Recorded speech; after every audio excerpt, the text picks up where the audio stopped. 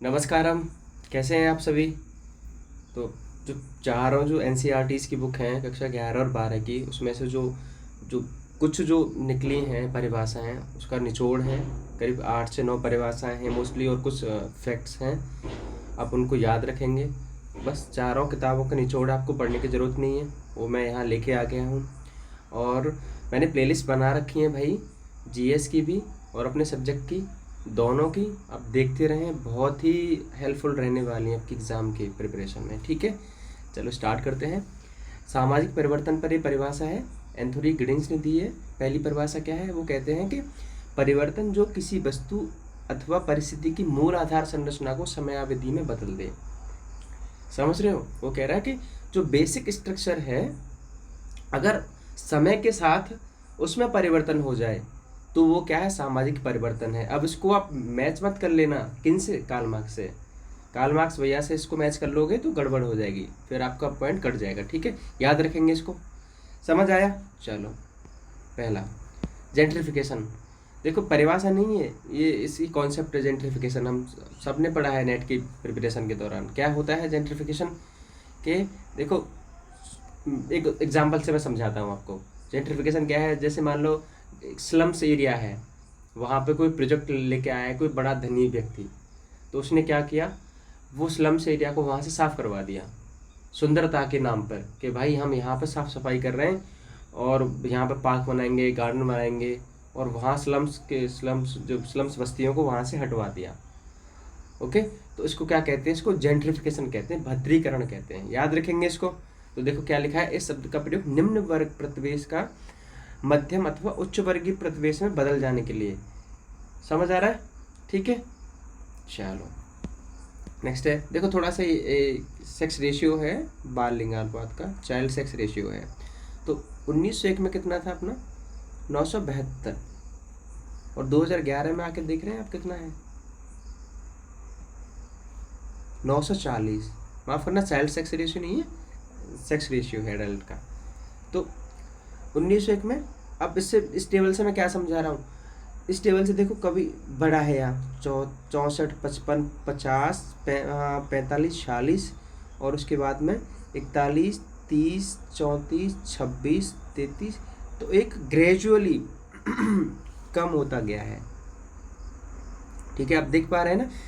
लेकिन 1991 में 26 हुआ, फिर 2001 में 933। कहने का ये मतलब है कि लगातार, मैं इस टेबल से क्या समझा रहा हूँ कि लगातार सेक्स रेशियो नहीं गिरा है, अप्स एंड डाउन्स भी हुए हैं। अगर एसरसन वाले क्वेश्चन में अगर ये आ जाए कि क्या भारत का जो लिंगानुपात है वो जो है अपना प्रतिवर्ष घटा है, क्या आप बताएंगे, नहीं घटा है, क्योंकि दिख रहा है टेबल से। 1991 में कितना था, 26, फिर 2001 में कितना है, बढ़ के कितना हो गया था आपका, कितना है, 933, 8 9 बढ़ गया, अब कितना है, 943। ओके, याद रखेंगे। इसमें से दूसरा पॉइंट क्या निकलता है, 2000, अब वो गणना करवा देगा कि 2001 से लेकर 2011 के दशक के बीच में कितने अंकों का अंतर है लिंगानुपात में। तो कितने अंकों का अंतर है, 7 का। ठीक है, ये समझ आया। इसके बाद में आपको ये तो पता ही होगा, सबसे ज़्यादा लिंगानुपात जो लड़कियों का है वो कम, सबसे ज़्यादा कम कहाँ है, हरियाणा में है। उसके बाद सेकंड क्या है कि ये कॉन्सेप्ट है family of orientation and family of procreation. इसको कैसे याद रखना है, देखो पहले इसका अर्थ समझ लो। जन्म के परिवार को जन्म के परिवार को क्या कहते हैं, फैमिली ऑफ ओरिएंटेशन कहा जाता है। जिस प्रकार व्यक्ति का विवाह होता है उसे, देखो प्रोक्रिएशन क्या है, प्रोक्रिएशन मतलब होता है कि कोई चीज़ प्रोड्यूस करना। इससे समझ सकते हैं आप कि जब फैमिली में बच्चे प्रजनन के द्वारा, रिप्रोड्यूस के द्वारा पैदा होते हैं, तब उस फैमिली को क्या कहेंगे हम, फैमिली की जो किनशिप की टर्मिनोलॉजी में, समाजशास्त्र की टर्मिनोलॉजी में क्या कहेंगे उसको, फैमिली ऑफ प्रोक्रिएशन। समझ आ गया। और जो विवाह के द्वारा क्या होता है, जन्म के, वो उसको क्या कहेंगे, फैमिली ऑफ ओरिएंटेशन। समझ आ गया दोनों का, फैमिली ऑफ प्रोक्रिएशन और फैमिली ऑफ ओरिएंटेशन। तीसरा इमाइल दरखाइम की, देखो शिक्षा के ऊपर दरखाइम साहब ने एक परिभाषा दी है जो हम मोस्टली हम इसको पढ़ते नहीं हैं।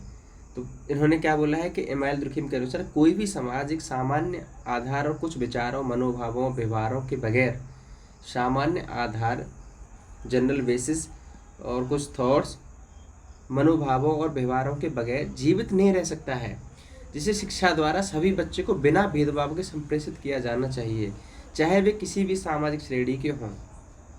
ये शिक्षा के ऊपर समाजशास्त्र में जो परिभाषा है वो दुर्खिम साहब की है। ठीक है, इसको याद रखेंगे आप। वो सीधा सीधा यही कह रहे हैं कि शिक्षा बहुत ही ज़रूरी है, शिक्षा के बगैर कोई भी समाज, स्पष्ट कह रहे हैं, कोई भी समाज जीवित नहीं रह सकता है भाई, इसका मतलब यही है। ठीक है, याद रखेंगे, बहुत इंपॉर्टेंट डेफिनेशन है। ये थोड़े से कॉन्सेप्ट है। अंतर्विवाह, जब विवाह किसी विशेष जाति या वर्ग या जनजाति समूह में किया जाता है, मतलब अपनी ही जाति में, अपनी जाति की सब कास्ट में। बहिर्विवाह, जब विवाह कुछ संबंधित समूह से बाहर किया जाता है, ठीक है, तो उसका क्या कहते हैं, बहिर्विवाह। अब बात आती है एंथ्रोपोलॉजी की, फंक्शनल स्कूल। इसको संस्थापक कौन है, देखो, ब्राउनसेल्ला मेलिनोव्स्की। ठीक है, इन्होंने क्या है, संस्कृति की परिभाषा दी है भाई। इसको मैच कर लेते हैं, पता है किससे, ईवी टायलर से। उनकी भी थोड़ी सी मेल सेम सी लगती है परिभाषा, लेकिन यहाँ हमें अंतर करना है, इसीलिए मैंने यहाँ मेंशन की है। इन्होंने क्या कहा है संस्कृति के बारे में कि संस्कृति में उत्तराधिकारी में प्राप्त कलाकृतियाँ, वस्तुएं, तकनीकी प्रक्रिया, विचार, आदतें तथा मूल्य शामिल हैं।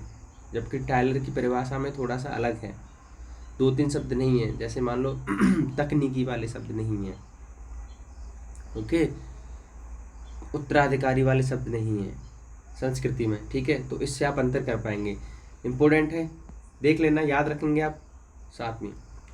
यहाँ देखो आ गई है टायलर की, मैंने नीचे मेंशन कर दिया कि संस्कृति या सभ्यता अपने व्यापक निर्जातीय अर्थ में जटिल समग्र है, एक कॉम्प्लेक्स टोटल है, जिसमें ज्ञान, आस्था, कला, नैतिकता, कानून, प्रथा, मनुष्य के समाज के सदस्य के रूप में होने के फलस्वरूप प्राप्त अन्य क्षमताएं तथा आदतें शामिल। अब देखो अंतर कर पा रहे हैं आप दोनों में, हैं? देखो कल, हाँ क्या है, तकनीकी की बात नहीं कर रहे हैं ईवी टायलर ना ही उत्तराधिकारी की बात कर रहे हैं ईवी टायलर, वो नैतिकता, कानून, प्रथा, विश्वास, ज्ञान, इनकी बात कर रहे हैं। ठीक है, चलो नेक्स्ट परिभाषा कौन सी है, क्लिफोर्ड गेट्स की। मानव एक प्राणी है जो अपने स्वयं के बने हुए महत्वाकांक्षा के जालों में फंसा हुआ है। मैं संस्कृति को यही जाल मानता हूँ। ओके, तो क्वेश्चन कैसे पूछेगा भाई, क्वेश्चन ऐसे पूछेगा कि संस्कृति को किसने मानव की महत्वाकांक्षाओं का जाल कहा है। ठीक है, तो अब हमने संस्कृति की परिभाषा टायलर की पढ़ी है, मेलिनोव्स्की की पढ़ी है, तो मोस्टली लगा के आते हैं उनके, उन्हीं की है प्राचीन परिभाषा, लेकिन किसकी याद रखेंगे, क्लिफोर्ड गेट्स की, बहुत इंपॉर्टेंट है। नौवीं क्या है, स्ट्रीट कॉर्नर सोसाइटी में, ये अमेरिकी समाजशास्त्री हैं विलियम वाइट, क्या है, इन्होंने इटालियन अमेरिकन गंदी बस्ती का, हमेशा हमें पढ़ाया जाता है कि अमेरिकन, ये कौन सी बस्तियाँ हैं, स्लम्स किसकी कौन सी थी, इटालियन अमेरिकन स्लम्स, इन्होंने इसकी स्टडी की। ठीक है, तो इन्होंने क्या पाया इसमें कि गली के सदस्यों के गैंग के बीच में इन्होंने जाके स्टडी की, और इनकी बुक कौन सी है, स्ट्रीट कॉर्नर सोसाइटी। हमने बुक तो पढ़ी होती है, और क्या नाम है, हमें याद क्या रखना है, इसके साथ बुक के साथ साथ इटालियन अमेरिकन गंदी बस्ती, इन्होंने जाके वहाँ स्टडी की।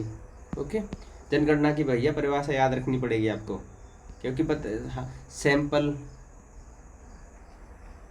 सर्वे और सेंसस, यहाँ हम क्या है, परेशानी होती है हमें मैच करने में कि ये सेंसस की परिभाषा क्या है, सर्वे की परिभाषा क्या है, सैंपल की, तो इसीलिए मैंने जनगणना की परिभाषा है। मैं तो सेंसस की परिभाषा क्या है कि एक व्यापक सर्वेक्षण। अब देखो सर्वेक्षण में भी सर्वेक्षण के वर्ड आता है, तो हमें आंसर सर्वेक्षण ही लगाना है, तो वो कह रहा है ब्रॉड सर्वेक्षण, व्यापक, एक व्यापक सर्वेक्षण जिसमें जनसंख्या के प्रत्येक सदस्य के बारे में जानकारी प्राप्त की जाती है, उसको क्या कहते हैं, जन सेंसस कहते हैं, जनगणना कहते हैं। ठीक है,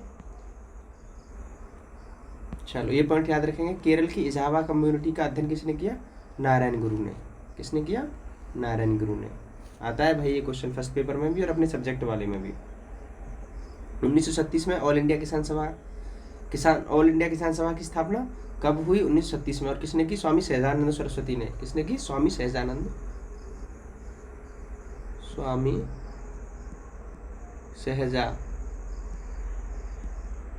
सरस्वती।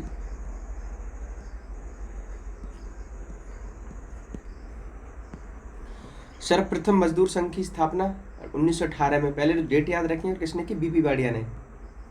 2017-18 की नेट के क्वेश्चन में, बाकी प्रोफेसर के में, एलटी ग्रेड में कई बार पूछा जाता है। कहाँ से उठाते हैं इसको? इंडस्ट्रियल सोशियोलॉजी से। रखेंगे याद, ठीक है। टेक्सटाइल लेबर एसोसिएशन की स्थापना, ये मोस्ट है भाई। किसने स्थापना करी इसकी? 1918 में की है, महात्मा गांधी ने। याद रखेंगे अपन। एटक, माफ करना, एटक नहीं, 1992 में ऑल इंडिया ट्रेड यूनियन, हाँ एटक की स्थापना 1920 में। किसने की? एटक की स्थापना किस में हुई? 1920 में हुई, ठीक है। उसके बाद इंटक, ये क्या है? Indian national trade union Congress. ये तो एटक है और ये इंटक है। इंटक की स्थापना किसने करी? भारतीय राष्ट्रीय कांग्रेस ने 1947 में। ओके, तो दो बड़े बड़े ट्रेड यूनियन रहे हैं। आपको इनके बारे में भी आपको थोड़ा सा याद रखेंगे। उसके बाद में विमेंस इंडिया एसोसिएशन देखें। विमेंस इंडिया एसोसिएशन, भारतीय महिला एसोसिएशन की स्थापना कब हुई? 1971 में, ठीक है। उसके बाद ऑल इंडिया विमेंस कॉन्फ्रेंस की स्थापना कब हुई? 1926 में, AIWC। इसको तो याद रखना पड़ेगा आपको। इंडियन वुमेन्स, ये जो है AIWC, इसको प्लीज़ याद रखेंगे आप लोग, ठीक है। 1926 या फिर ऑप्शन में 27 भी आता है। 1926 या 27 किसने की इसकी स्थापना? मार्गरेट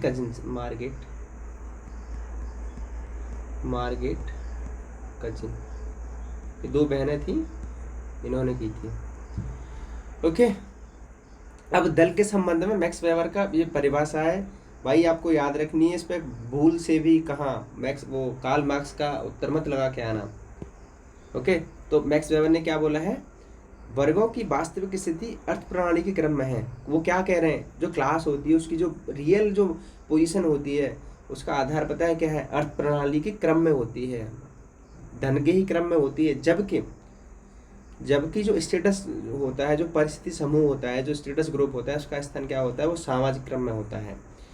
लेकिन दल शक्ति की संरचना के अंतर्गत होता है। देखो ट्रिनिटी के बारे में जो मैक्स वेबर की क्लास स्टेटस एंड पावर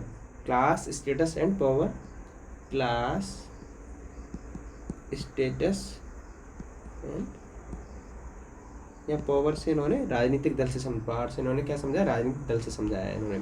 तो क्लास को इन्होंने किससे डिफाइन किया है? अर्थ से किया है। जबकि स्टेटस को किससे डिफाइन किया है इन्होंने?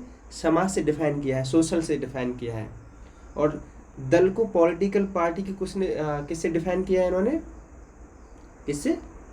शक्ति से डिफाइन किया है, ठीक है, याद रखेंगे। उसके बाद में दो इम्पोर्टेंट आर्टिकल हैं जो माइनॉरिटीज़ के जो कल्चरल उसको मेंटेन रखने के लिए दो हैं, याद रखेंगे आप। तो आर्टिकल 29 है और एक आर्टिकल 30 है।